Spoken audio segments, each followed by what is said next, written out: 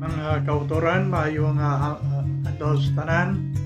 Sa sini nga tion, mag-updanay naman kita sa pagpamalandong sang pulong sang Ginoo nga makita sa Romans chapter 6 verses 1 pakadto sa 14.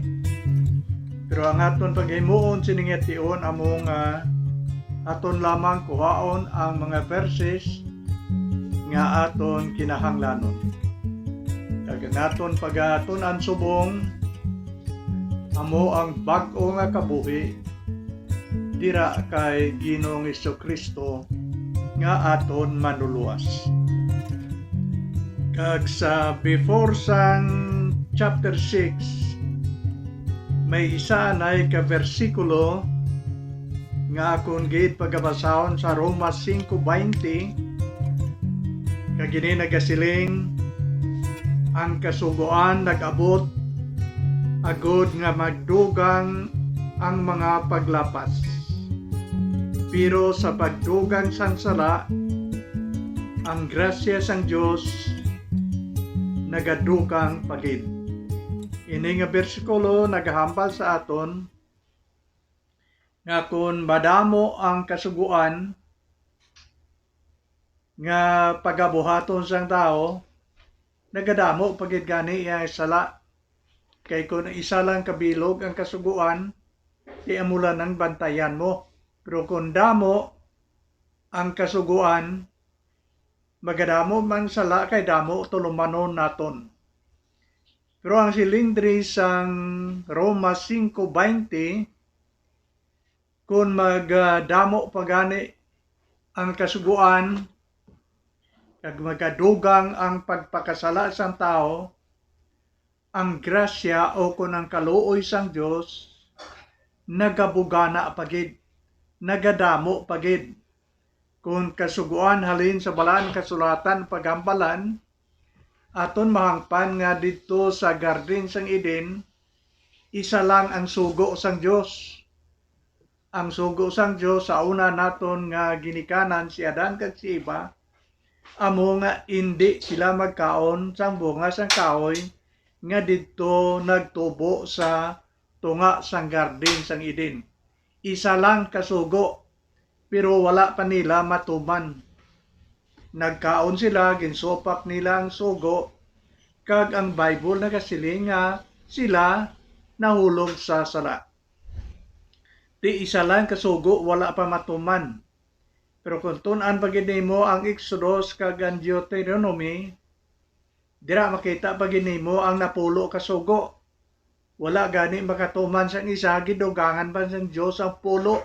So nagdamo ng kasuguan, nagdamo man ang sala kay damo na balantayan naton nga dapat naton sundon. Kay man ang ginasiling nga sala, ang sala amo ang pagsupak sang sugo sang Dios. Ang tao nakasala kung supakon niya ang ginasugo sang Ginoo. Di luwasin na ang Bible ang gapakita pagid nga ang mga Hudiyo katawhan nga pinili sang Dios, ginpadamo pagid nila ang kasuguan. Kay hasta ang ilang nga tradisyon, pinaglaton-laton nga istorya halin sa ilang mga katigulangan, ginhimo manila nga kasuguan, kag ginapahimo nila sa katawhan sang Israel.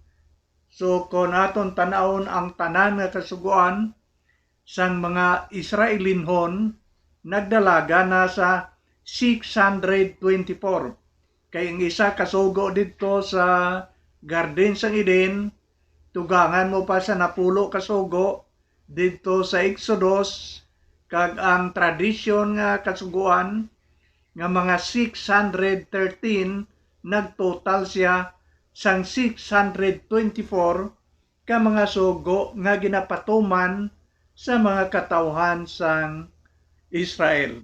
So siling sa Bible, kung diin gani magdamo ang kasuguan, nagadamo man ang sala sang tao, kay damo ang balantayan niya kag himuon niya.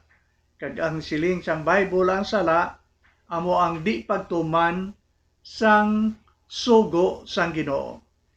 Pero Ang manami kay siling siyang Bible sa aton, kundiin pagani nga magdamo ang sala, ang kalooy o kon ang grasya sang Dios nagadamo pagid, hindi malambawan sang sala sang tao ang ginasilingang kalooy o kon grasya sang Ginoo.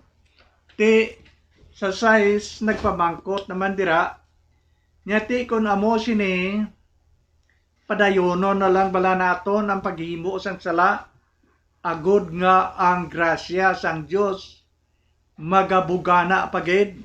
Okay, tanaw naton ang Bible sa 6 halin sa 1 kag 2 nagasiling, karon ano ang aton masiling? Magapadayon bala kita sa paghimo sang sala, agud nga ang grasya sang Dios magadugang. Ang sabat niya sa 2, hindi. Magapadayon bala kita sa paghimo sang sala, agud nga ang grasya o kunang kalooy sang Dios magabugana. Ang sabat sang balang kasulatan, hindi. Kag naghatag siya diri sang mga 3 o kun 4 ka rason nga hindi bagay nga himuon o kon padayonon sang tao ang paghimo sang ginasiling nga mga kasalanan. Ang bersikulo 6 sang kapitulo 6 sang Romans nagasiling, kay nakahibalo kita nga ang aton daan nga kinaugali napatay upod kay Kristo sa cross. Ang unang rason nga ginhatag ni San Pablo kay siya sinin ang nagsulat, hindi bagay padayonon kay nga siling ang aton daan nga kinaugali ginlansang na upod kay Kristo didto sa cross. Nya hindi pwede nga padayonon naton ang paghimo sang sala kay ang aton daan nga kinaugali ginlansang na upod kay Kristo didto sa cross. Kagini makita man naton sa Galacia 2:20. Kagini ginsaysay pagid, gindugang pagid ni San Pablo, gingamit niya iyang kagalingon, sili niya, ginlansang ako upod kay Kristo didto sa cross. Kag hindi na ako amo ang nabuhi, kundi si Kristo na amo ang nagakabuhi sa akon. Kagang kabuhi nga ginakabuhi ko karon, siling ni San Pablo, ginakabuhi ko paagi sa pagtuo kay Kristo nga nagahigugma sa akon. Siling niya ang daan nga kinaugali, amo ina ang kinaugali sang tao sang wala pa siya dira kay Kristo.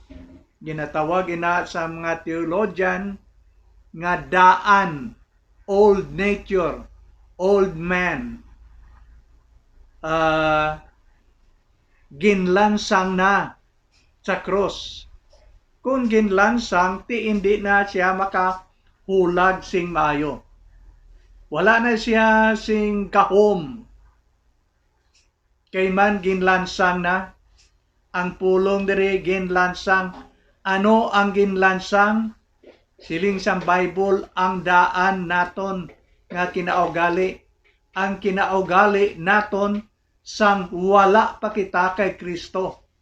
Ang kinaugali naton sadtong wala pa kita nagtuo kag nagbaton kay Kristo.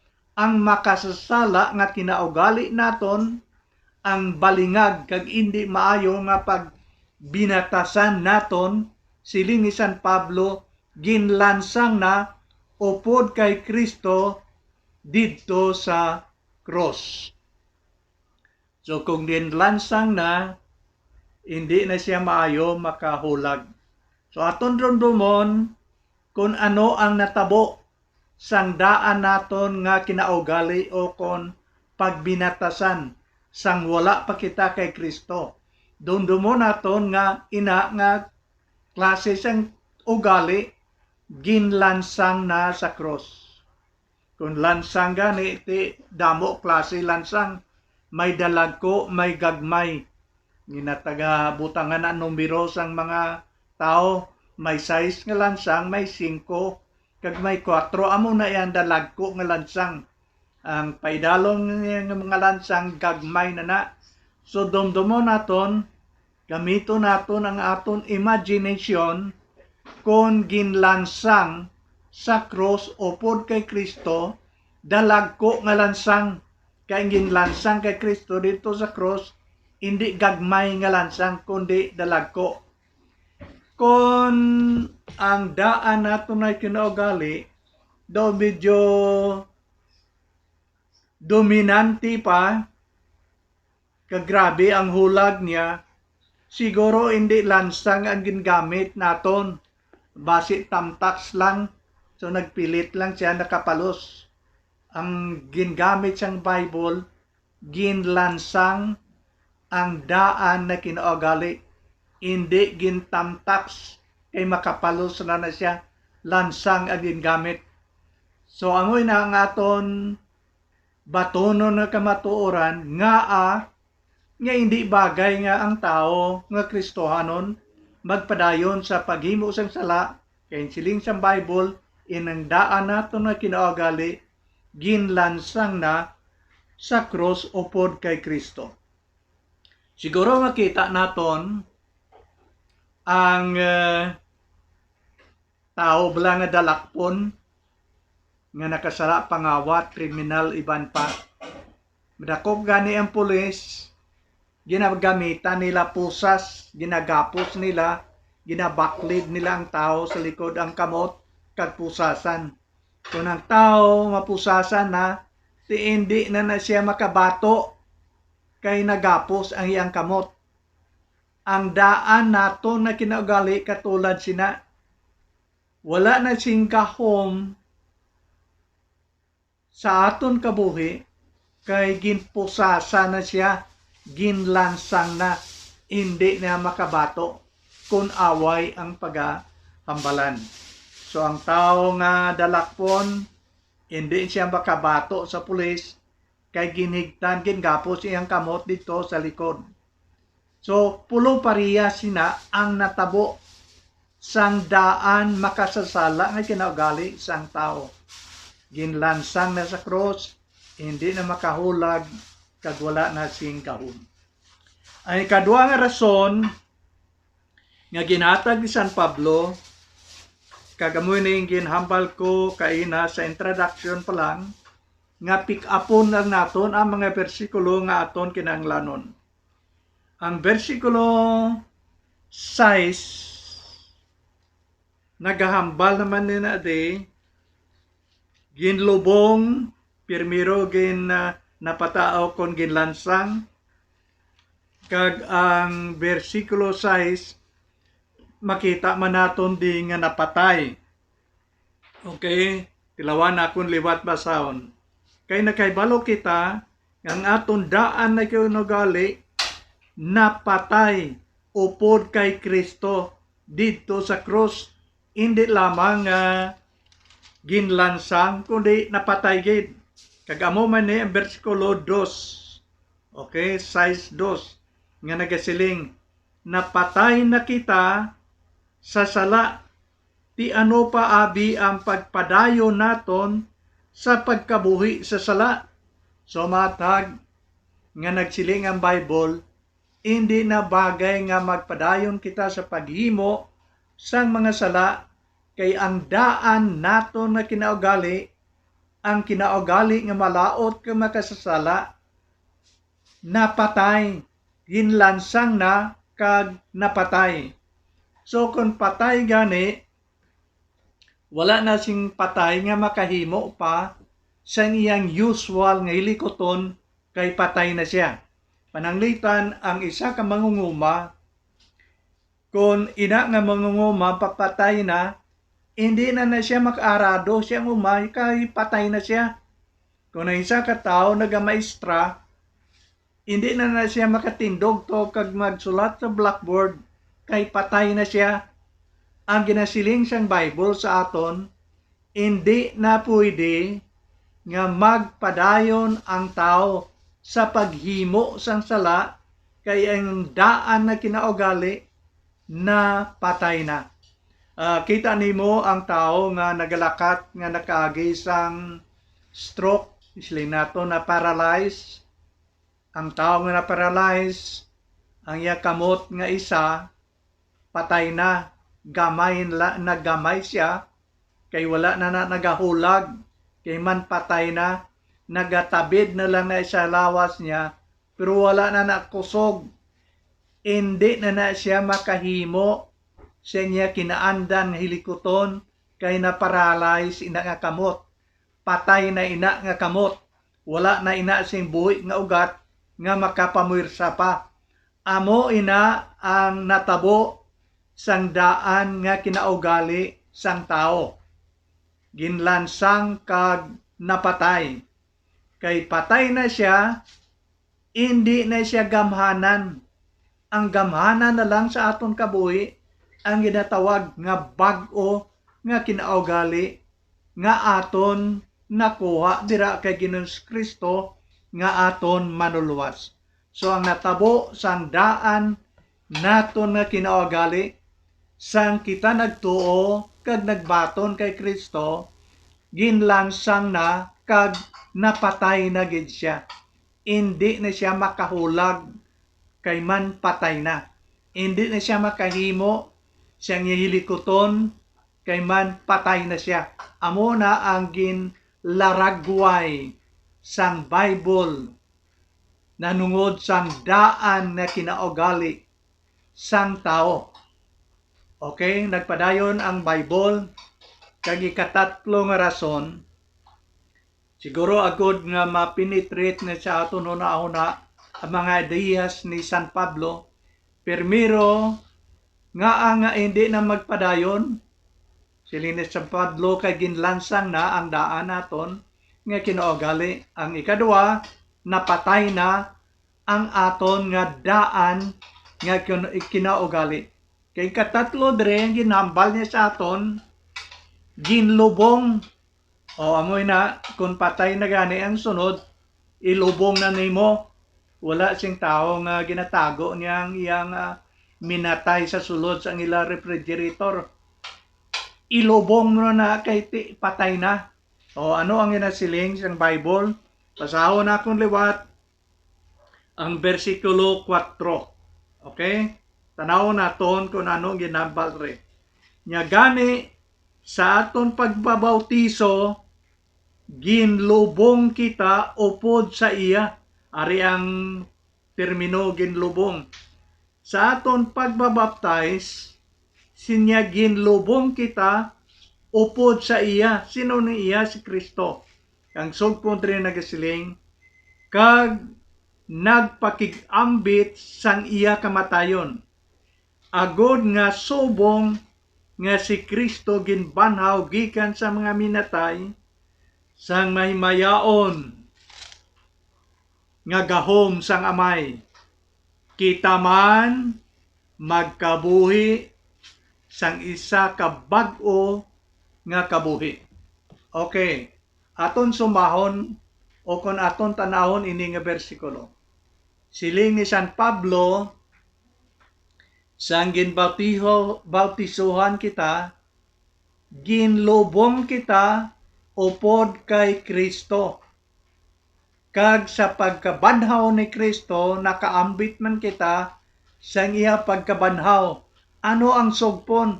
Sinya busa magkabuhi kita sang bag-o nga kabuhi. Hindi daan, kundi bag-o nga sahi sang pagkabuhi. Ginlubong na ang daan na kinaugali kag nabanhaw iya ang bag-o nga kinaugali. So tanaw naton anay dire agud mahangpan naton sin Mayo ang ginasili nga baptism, gagin gamit niya di bautiso. Ang bautiso gintun-ana naton sa nag-agi nga ang paagi sa bautiso tusmaw sa tubi. Pasalumo nimo ang bug-os nga lawas sang tao sa tubi kag ginatawag ina sang mga manunulat nga immersion tosmaw, hindi uwisik, hindi man buo kundi tosnog pasalom sa idalom sang tubi. Ang simbolo sina, kuaw naton ang meaning, pagtumoy sang isa ka tawo, pagbautiso siya sa tubi, katulad nga ginlubong siya. Kuaw lang naton ang simbolo kag ang meaning sina. Hindi niya dota tubi, ginpasalo mo siya, nagakahulugan, ginlubong. Di wala man si bautiso nga lumsan mo tong tao, pila lang kasigudo, imo na siya batakon pa ibabaw. Pag paibabaw niya, nagasimbolo naman nga nabanhaw na siya, ginlubong kag nabanhaw. Sinya sa pagbautiso sa inyo, di ba ginlubong kamo? Tungod kay si Kristo na patay, ginlubong amo man na dagway sang daan na kinaugali, ginlubong pagbautiso kag pagkabanhaw ni Kristo, nabanhaw man, naghawa sa tubi, kag ang siling sang Bible, then magakabuhi kita sang bag-o, hindi ang daan kundi bag-o na nga kinaugali. Pero may isa kita kaatagon diri, ang tubi wala power sa tinlo sang sala sang tao. So ang water baptism hindi ina amo ang nakahugas sang imo sala. Ang ginatan-out na lang di ang simbol o kon ang kaulugan. Kon pagtinlo gana iya sang sala ang paghambalan, ang makatinlo lamang sang aton sala amo ang hamili nga dugo ni Kristo. Galing kung kaysa nagakalipat kita, abi naton kon ang tobi magpabautiso, amon tong naghugas ang aton sala, paghawas naton dayon naton siling nga Kristohano na gid ako. Hindi, ang pagka-Kristohanon mo nagsugod sadtong ikaw nagtuo kag nagbaton kay Kristo. Ang bautiso ya imo lang ginpakita sa mga tao nga ikaw na luwas na kag mag-alagad na ikaw sa Ginoo. So siguro akon pag iniliwat uliton, kay base kon magsala kita kag hindi naton ini maayo makuha, ang gisiling nakon ang tubi hindi amuna ang naghugas ang aton sala. Ang naghugas ang aton sala amo ang hamili nga dugo ni Kristo. Tinga ang mababautiso pa kita. Kay man amo ina ang simbol, amo nang meaning nga ang imong sala ginlubong mo na sa idalom. Okay, sang tubi. Kag maghawas ikaw, nagsiling ikaw si Ginoo, Ginoo magasugod ako sa pagkabuhi, sang bag-ong kabuhi, kag ako mag-aalagad sa imo sing maminutudon. Okay, isa kabutang aton pagidundumon sa aton pagpamalandong sini. Aton tanawon nga kon ang isa ka tawo maglubong gani sa iyang minatay, tapos niya lubong, biyaan niya na to ang minatay sa minteryo. Okay? Sinong nabalaan mo nga naglubong sa iyang minatay, nga tapos nila lubong, ginpasan nila liwat balik sa ilang balay may ara, dra sa inyo lugar may ara da, nga naglubong, ginpasan niya liwat balik, puli sa ilang balay, siling mo wala. Amo ini ang dagway. Sa espirituhanon nga pagkahambal, kung ginlubong mo ng imong bisyo, sala, sa imong pagbabautiso, paghawas mo, hindi mo na pagbitbiton balik nga amo magyapon, nga daw wala naman magbag-ong kabuhi mo, imo man yapon ginawas, dalamang yapon, hindi inaamo ang kahulugan sang dinsiling nga bautiso.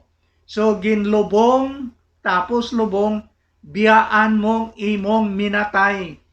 Paglubong mo sa imong sala, sa imong bisyo, kung ano man imong bisyo, paghawas mo halin stobe, hindi mo na to pagdalon, ibilin mo na to.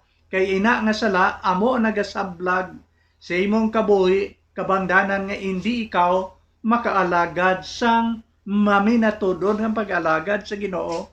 Kay man ang isang katao nga damo sala, damo bisyo, nga way niya man ginlubong, hindi siya makaalagad sa Ginoo sing hanuot nga sahi sang pag-alagad. So may tatlo kita diri ka bagay nga gintun-an nga ang hindi na bagay nga magpadayon kita sa pagkabuhi sing nasiling nga daan nga sahi sang kabuhi. Kay man ang nasiling sang Bible, ang daan nato nga kinaugali ginlansang na sa cross, napatay, kaginlubong na. Kalimtan mo na to sa imong una-una ang ginlubong nimo nga bisyo kag sala kay kita magasugod kag magatuman sang mga plano sang Ginoo sa aton mga kabuhi. Okay, may katapusan nga verse nga akon pagbasahon kag ini nga bersikulo makabulig sa aton si patag sa pagbag-o naton sang aton mga kabuhi sa aton pag-alaga dira sa Ginoo. Sa Episo 4 halin sa 22 tatlo ka verses kag 24 tanaw naton ini kag i-apply naton sa aton mga kabuhi. Siling sang Episo 4 halin sa 22, nya gani ubahan ninyo ang inyo daan nga kinaugali. Okay, ari liwat ang pulong. Lain niya nga libro sa Episo ini, pero ginahambal niya daan mangyapon nga kinaugali. Gani ubahan ninyo ang inyo daan nga kinaugali, nga amo anay ang inyo paginawi. Ining daan nga kinaugali, nga nagakadunot tungod sang iyang madaya nga mga kailigbon. Bag-uhan ninyo sing bugos ang inyo mga tagipusoon kag mga panghuna-huna. Isulob ninyo ang bag-o nga kinaugali nga gintuga sa larawan sang Dios kag nagapakita sang iya kaugalingon sa matuod nga kabuhi nga matarong kag balaan. Na notisyahan naton ang mga pulong diri. Siling ni San Pablo sa Episo 4 halin sa 22 pakadto sa 24, siling niya ubahan ninyo ang daan nga kinaugali. Kag ang masunod nga bersikulo, isuksok ninyo ang bag-o nga kinaugali. May duha diri ka bagay. May ubahon kag may isuksok. Tanawa bala ang ginahambal sing Bible. Tulo ka bala sing maayo. Wala siya nagsiling nga sampawin ninyo sang bag-o ang inyong daan. Kung mga bayo pa, di kung daan to, wala ka pa kapaligo. Bisan bag-o pa to nga bayo, kung isampaw mo sa daan, nga wala malabi, masungaw na gyapon ang baho. Amo na nga ang gisiling sa Bible, dapat ang daan o bahon kag ilisan sang bag-o. Dapat amo na ang aton nga kabuhi dira sa Ginoo. Aton ubahon ang daan naton nga kinaugali, kag aton isuksok ang bag-ong kinaugali nga gintuga katulad sang dagway sang Dios. So kon ang tao bisan ano ka gwapo sa iya, kung ang iyang bayo daan ka gurisnay, wala mabalabhi, mabaho, bisan ano ka gwapo sina nga tao, laway na siya tulokon, kay iyang bayo daan. Pero kung ang tao bisan hindi kayo gwapo, kung ang iyang bayo matinlo, bag-o, prisko nimo siya tanawon. sa espirituhanon nga kahimtangan amo man sini. Kung ang isa ka tao bisan magsiling pa siya nga siya nakabaton sa Ginoo, kung ang iyang kabuhi daan man gyapon, hindi na attractive sa mga tao palibot niya, ilabi na sa Ginoo. Ang isa ka tao nga namutan sang Dios, amo ang tao nga iyang kabuhi bag-o halin sa sulod, siyang tigpuson sa una-una, bag-o man ang iyang mga binuhatan. Diyos non ang iyang balatyagon, Diyos non ang iyang una-una, kag Diyos non man ang iyang mga binuhatan. Pero nagasiling pagid ang Bible sing subong sini. Kung ang tao yara na kay Kristo, bag-o na siya nga tinuga. Ina kung yara ka na kay Kristo. Ini nagapaintindi man sa aton nga kita nga mga tao wala sing power, wala kita sang kahom sa pagbag-o sang aton kabuhi. Ang makabag-o lamang sang aton kabuhi amo si Kristo. Kung ikaw magtuo kag magbaton kay Kristo, ang balaan nga espiritu magapuyo sulod sa imong kabuhi. Kag ang balaan nga espiritu amo ang magabag-o, magatinlo sang aton kabuhi adlaw-adlaw. So kung ang tao yara kay Kristo, pero kung ang tao wala dira kay Kristo, hindi gid siya magbag-o. May duha kita ka termino sa English. Ang isa ginatawag nga reformation, kag ang isa nasalang transformation. Siguro kung wala ang isa ka tao kay Kristo, pwede niya ma-reform ang iyang kaugalingon. May ara gani ang mga reformatory school nga ang bata ma-reform kung ibutang mo damo sa iya sang manuglaygay sa iya, tob-tob nga ma-reform. Pero ang nasiling iya nga transformation halin sa sulod sa imong kasing-kasing, sulod sa imong nauna, nag-transform, nagbag-o. Amo ina nga nagsiling ako, ang makahimo lamang sina, amo ang Dios kag ang iya balaan nga espiritu nga yari sa aton. Amo ina si Haring David sa Old Testament sa nakasala siya, nagsiling siya Ginoo, nya Ginoo amo ning pangamuyon niya, hatagi ako sang bag-o nga tagipusoon. Siling niya, Lord, create in me a clean heart, O God. Matinlo, bag-o nga tagipusoon. So ang aton himuon, kinahanglan naton si Kristo, aton siya saligan, batonon ta siya sa aton kabuhi, kag tugutan ta siya sa pagbag-o adlaw-adlaw sang aton kabuhi. Hindi lamang agud mareforma kita, kundi dapat nga matransform, mabag-o halin sa sulod pagkadto sa guwa sang aton mga kabuhi. Kautoran, kabay nga ining mga dinalan, makabulig sa aton, agud nga hindi kita magpabilin ang aton kinaugali, daan malaot gyapon makasala, kundi nga ining kamotoran makabulig sa aton nga sugod karon, dapat magsugod kita sa pagkabuhi, sa bag-ong pagkabuhi, kabuhi nga namutan sang Dios kag ginapaabot niya nga aton igakabuhi adlaw-adlaw.